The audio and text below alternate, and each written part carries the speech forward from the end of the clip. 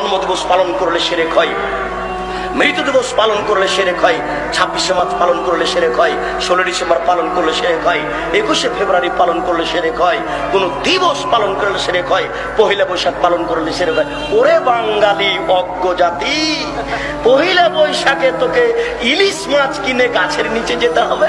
আল্লাহ বিদ্যাও দেয়নি তোকে, বুদ্ধিও দেয়নি। আশ্চর্য বাঙালি। শুনুন, মুহাম্মদ সাল্লাল্লাহু আলাইহি সাল্লাম মক্কা থেকে মদিনায় আসলেন।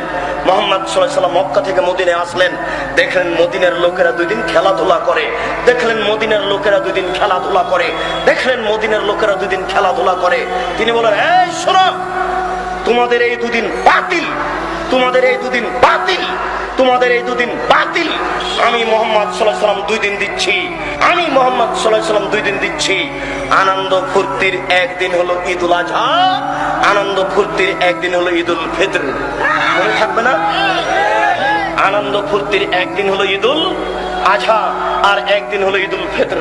খাওয়া বেশি খান, দৌড়াদৌড়ি করেন, ফুর্তি করেন, তাসবিহ তাহলিল করেন, হালাল যত কাজ আছে সবকিছু করেন, আজকে করেন আনন্দ ফুর্তির।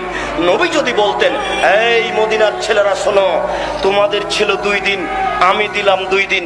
এই মদিনার ছেলেরা শোনো, তোমাদের